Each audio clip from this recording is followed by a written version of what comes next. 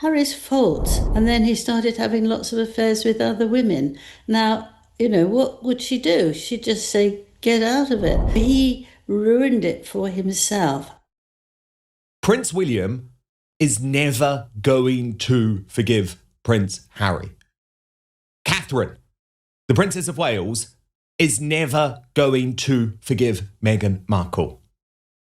And today I've got to bring some home truths to this situation because I am noting what is almost becoming a histrionic push by the British establishment and by the British mainstream media who want this drama to keep going, who want this soap opera to keep going, to almost bully William into doing something that morally he is utterly opposed to. And remember, his warnings to the Sussex duo were clear. If you go there, there's the red line. If you cross it, I'm gone for good. And that red line involved Catherine, the Princess of Wales. They went there. They didn't just go there, though, did they? They crossed it so ludicrously. And that's before you get to dog food gate. That's before you get to racism lie gate. So today we're going to do a deep dive into what is really going on between Prince William and Prince Harry. Angela Levin, Prince Harry's biographer, our royal mastermind, will join us shortly. But first, I want to take you through this opinion piece from Rob Shooter, the former royal courtier turned columnist, who asked the question, will Prince William and Prince Harry ever reconcile? And he writes, people often ask me the same question. Will Prince William and Prince Harry ever reconcile? Having spent time around the royal family as Princess Michael of Kent's publicist, I've learned that Windsor grudges have astonishingly stayed in power. Family disputes inside the House of Windsor rarely end with a heartfelt conversation and a tidy resolution. So true. More often, they settle into something colder. Distance, politeness, and acceptance. So my answer won't shock anyone familiar with royal history. I don't believe William and Harry will ever fully reconcile. The rift has moved far beyond a disagreement between brothers. The real casualty has been trust, the most valuable currency in any family, but especially in one where private conversations will become front page news around the world.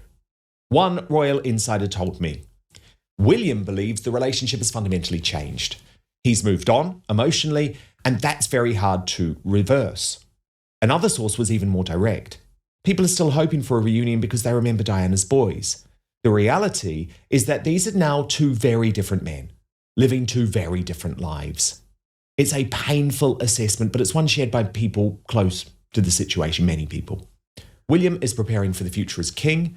Harry has built a new life thousands of miles away in California. Their worlds, their responsibilities and priorities no longer overlap in the way they once did.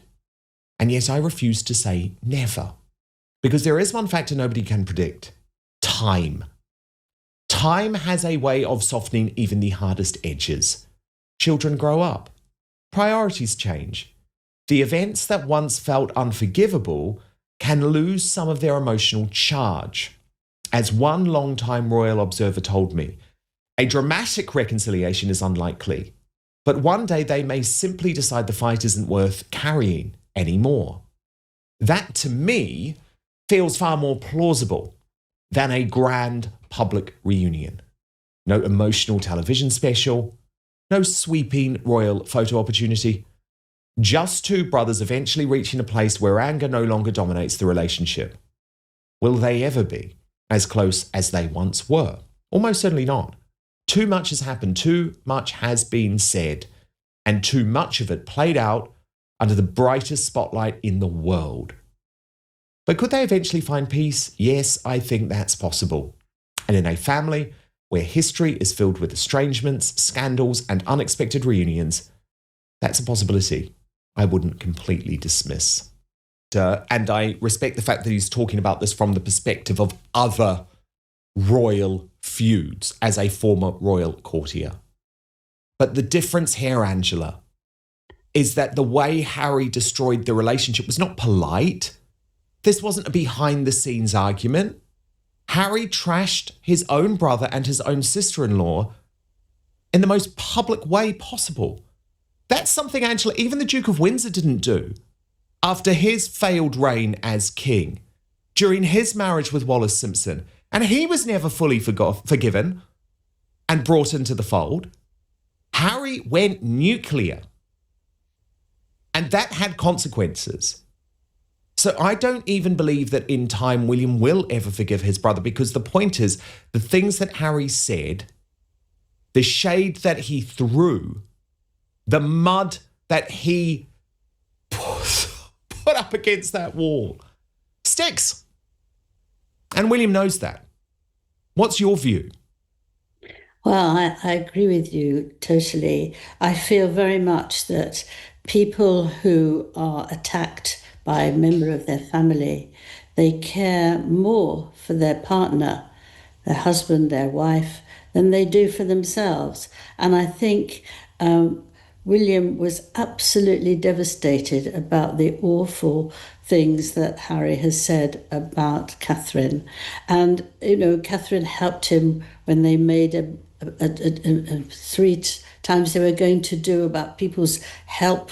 They can't sort of think what they want, and they were all very upset doing all that. And I think that if you look at this particular, that there was just seeing this picture, that Meghan started talking first. She talked most of the time, and Catherine every now and then gave William a look to think, for goodness sake, shut up. But that's slightly different. But it's actually to wound somebody, to hurt them. And Catherine was very upset by what he'd said about her husband.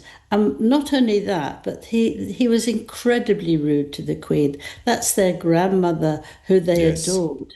They gave her a terrible feeling that, she was anti people like her because she was coloured and all this, and their husband, that they made them both feel extremely ill, and William has actually taken that with him. So it's not just him.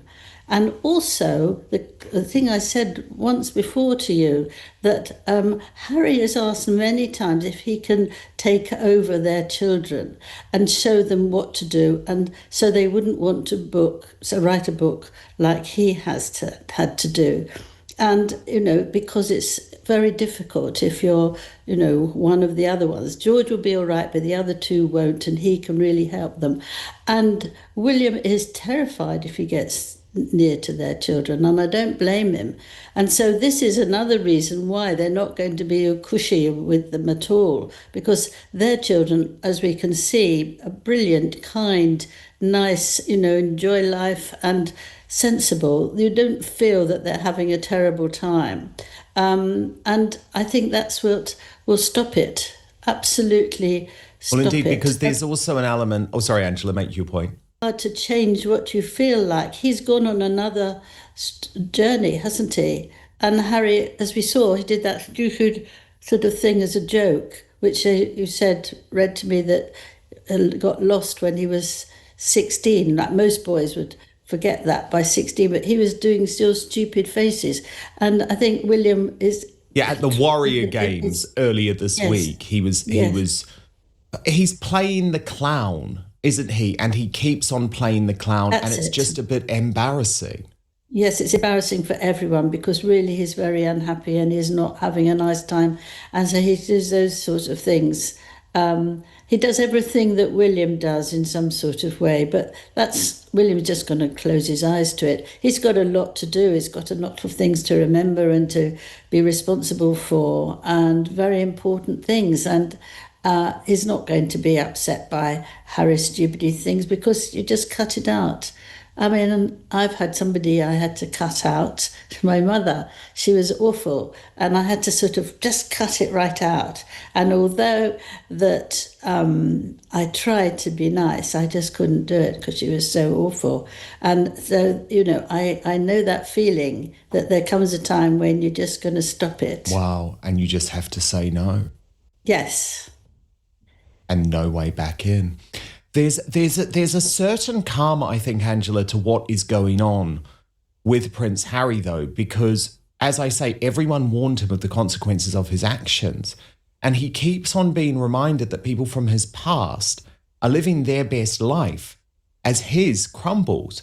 And I think we saw an example of that this week, Angela, with Chelsea Davy, who a lot of people think is the true love of his life, who revealed her new life in Mauritius. And there are a lot of headlines about this. Harry's ex living the dream, juggling motherhood with building her jewellery brand, while brand Sussex hits another bump in the road. And you could say, that's the understatement of the year. And the Mail reported that on Sunday, the Zimbabwe-born entrepreneur took her Instagram followers behind the scenes of a tropical photo shoot for her fine jewellery label, Aya, complete with a stunning orange sunset and adorable glimpses of her 3 children. The jewellery designer's day in the life post comes after royal experts claimed the tide has turned for Prince Harry and Meghan Markle after Netflix ended their multi-million-dollar deal with the Sussexes. That's in a Channel 5 documentary where Alexander Larman, the author of Power and Glory, Elizabeth II and the Rebirth of Royalty, said Netflix are not a stupid company, but they're beginning to look very strongly like they had gambled far too much money on a public appetite for a brand that doesn't exist. In America, there is this great love and affection for the royal family, but there's also the sense that Harry and Meghan were not quite the people they thought they were going to be. And Angela, look, I always loved Chelsea Davy. She was such a great woman. She would have been such a great addition to the British royal family. But at the same time, I'm so happy her life has worked out in this way. Yes, but do you know what happened? It was Harry's fault. She was wonderful for him and he had a very good time and she helped him be happy and not get so upset about things. And then she went to university and he wouldn't go and see her. He didn't want to go. And then he started having lots of affairs with other women. Now, what would she do? She'd just say, get out of it. And then he was all sorry and he wanted to sort of her to apologise. He would apologise and it would all be nice. But, no thanks. You don't want to go through that again. So he ruined it for himself, absolutely. And whether he's really regretted it, I don't know. But he was very happy with her and she wasn't after lots of jewellery and expensive clothes. She could make her own jewellery, but she didn't go after expensive things. She just loved, and she loved animals like he did. And so she was very upset afterwards, but she's very happy now. And I'm very, very pleased for her because she's a very lovely woman and he missed that. Angela, the other extraordinary royal revelation of the week is in regards to Andrew Mountbatten Windsor. And you'll remember we spoke a lot about that moment when Princesses Beatrice and Eugenie arrived at the wedding of Peter Phillips to Harriet Spurling. And lots of people were questioning, why did the other members of the British royal family just pull up in their cars, yet these two, who apparently haven't wanted to be photographed, walked as if it was almost like a catwalk into the wedding. And then, of course, they would have been very happy that this kiss with William was captured on camera. And it turns out, Angela, according to an astonishing report in the Daily Mail, which very much seems to have had a lot of briefing from Buckingham Palace, that Andrew was behind it. And there's a whole load of crazy revelations, actually, about what is going on in Andrew's life, Andrew, and I think it is worth us getting into. So let me take you through some of it, and then I'll get your analysis.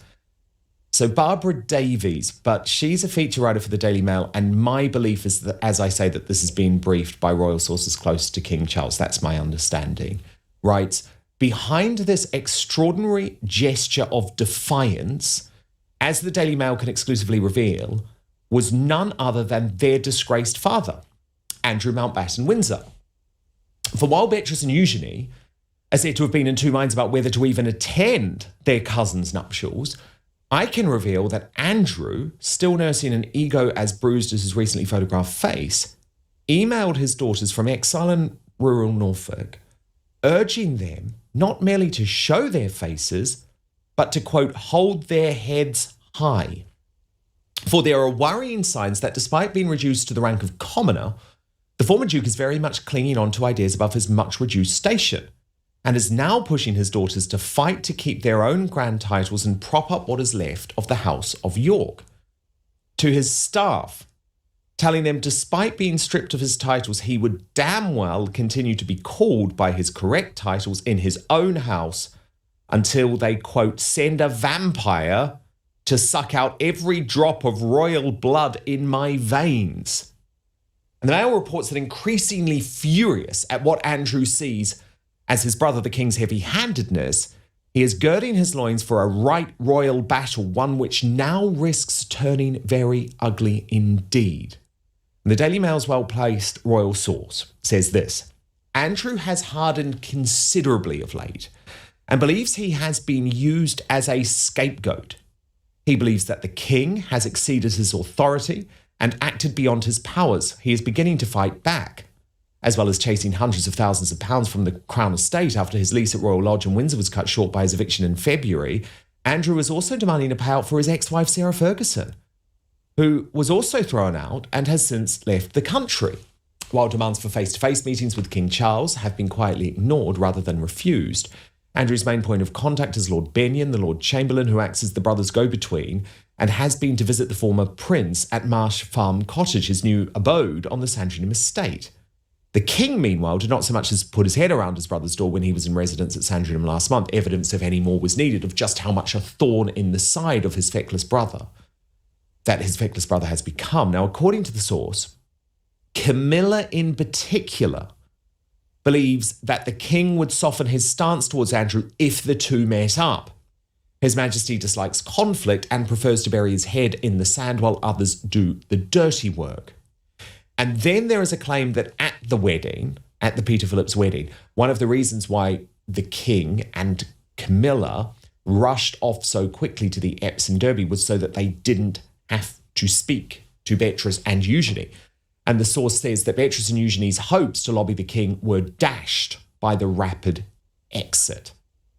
Then the Daily Mail says it has exclusively discovered that the king is not happy about this rental arrangement where effectively he's totally paying for the grace and favour cottages of Beatrice and Eugenie on royal estates. Last year, palace officials wrote to the princesses indicating that current dwelling arrangements at royal residence were to be reviewed and diplomatically suggested that they might consider making alternative arrangements for central London lodgings. According to the Daily Mail's royal source, they seem to have done nothing, prompting a follow-up letter in April. The king has delegated the matter to officials to avoid getting his hands dirty and having to have awkward conversations with them.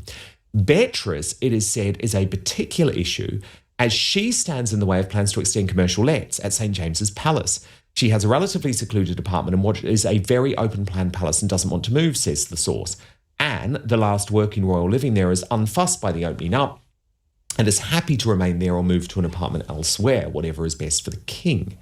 Eugenie's Grace and Favour Kensington Palace home is equally problematic given that it is situated in a secure area and therefore not really suitable for the open market. She is known to be very fond of it, says the Daily Mail's royal source. She really doesn't want to go, although the option of paying the rent herself with the amount made public has been put on the table. William would prefer that a clean break is made and that she moved out of the royal gated community. Barbara Davies adds if Andrew has had something of a rough ride in recent weeks and he remains bloodied but unbowed, still clinging on to his unwavering belief in his status no matter what the king does. Not least, I can reveal he is still insisting on being addressed by his staff, all three of them, as Sir, and referred to as the Duke. Few will forget the expletive-laden rant he delivered last October from the top of the staircase at Royal Lodge, where he reminded his lackeys that despite being stripped of his titles, they'd better not forget he was still the son, brother and uncle of monarchs and the father of princesses, a man related to the thrones of Greece and Denmark through his father. Wow, Angela, this was fascinating reporting in the Daily Mail, and it suggests that Andrew is still very much pulling the strings behind the scenes, and he is not happy. Angela, what did you make of it all?